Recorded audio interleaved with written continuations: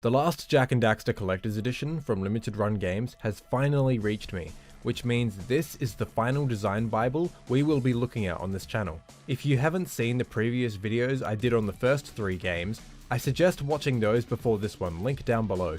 As always, this video is to also let everyone know that this design bible is scanned and up for everyone to download on the Jak and Daxter archive. More on that at the end of the vid. This time we are going to start with the plot and story, mostly cause it's the first section in the book and there isn't a whole lot to say, which kinda sucks. In the other design bibles, reading over what the story was originally going to be about was probably the highlight of the whole read, but here it's almost exactly the same as what we ended up getting. But there are a couple things I wanted to point out. It says that after Jak defeated the Darkmakers, the world started rebuilding and sports started getting popular again, combat racing being the biggest of them all. Crass City became a hotspot for intense racing and immense pleasure, and Jak and Daxter jumped at the chance to hear Crew's last will in the city they'd heard so much about. It then goes on to detail the rest of the setup, with the poison and the secret bets with the racing syndicate, although it never mentions Mizo or GT Blitz. Towards the end of the last page though, it says when Rain finds out Jak is the one responsible for Crew's death, the plan to win the race threatens to unravel, and it's revealed there's not enough antidote for everyone, so no matter what, one person has to die. So not a whole lot to discuss, but here's why I picked out these little tidbits. The first bit about combat racing becoming popular after the dark threat was taken care of is a tiny bit of world building I wish they kept in the game. It's just kinda assumed that they've been racing this whole time while we've been saving the world and stuff. So knowing that the sport only became mega popular after the fact is cool.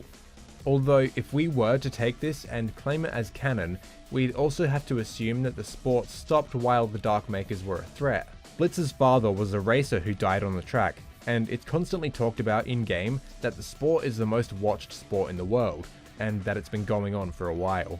So if the sport only got popular after the world was saved, you'd have to assume they stopped while the Darkmakers were a threat. Which would make sense, the Darkmakers could have easily caused havoc in Crass City as well. Anyway, I'm looking way too much into this.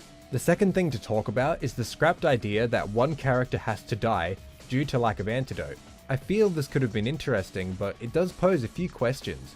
Who were they thinking would have to be killed off? My immediate cynical thought was Jak, as this was their final game they made in the Jak series, so this could have been a cheap way to prevent the series from moving forward. Obviously, there are a number of problems with killing off your main character in your successful made-for-kids platforming series. First off, this is the spin-off game most people wouldn't have even played, and even less finished. Secondly, Naughty Dog obviously wanted to continue the series, as they started production on The Lost Frontier. So yeah, killing off Jak wouldn't have been a great idea, but who could they have killed off? I really have no clue. The only ones I could think of would be maybe Torn or even Rain. It doesn't say anything about Rain taking over from Crew, so maybe they could have killed off Rain, but she wasn't actually poisoned like in the final game and took control of the crime family. This twist obviously got replaced with the whole Mizo affair and was followed up with the twist of Rain being the villain as well. Honestly, it would have been very interesting to get this one character dying drama in the final game, but when looking at what could have been and what we got, I much prefer what we got in the final game. After looking at this, we have a similar thing to what the Jak 3 design bible had, the production goals. This is actually a really interesting read that I suggest you all read for yourselves. It details all the features they wanted to implement, and some of these ideas either never made it in the game, or only did in a small way, not fully realized. One thing I will point out from these pages is they had connectivity with Daxter on PSP planned from the start, which is pretty interesting. There's not really a whole lot to say about the character section of this book either. There are some really cool concept arts, but there is one thing I wanted to point out in Ashland's description. I'm just going to read this small bit. Fast reflexes, nerves of steel, and a huge pair of eagle eyes gives our Crimson Lass the edge she needs on the track to beat the boys at their own game. Realizing early on that Jak is in way over his head, Ashland will make the moves necessary to get into the winner's circle and force people out of her way at all costs, even if it's Jak himself. This makes it sound like Ashland would have potentially betrayed everyone in order to get the antidote for herself, This was very slightly alluded to in the actual game, but not in a way that made it sound like she would screw anyone over. No offense, guys, but I'm not going to trust my life to anyone but me. Just stay out of my way. I'll win. The very last thing I wanted to look at was this concept art for what appears to be a scrapped level, simply called Roller Coaster. This looks like it could have been something absolutely hectic.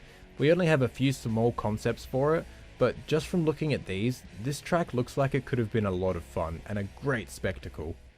So yeah, that's about it. There really just isn't much meat to this design bible in comparison to the previous three, and I'll tell you why.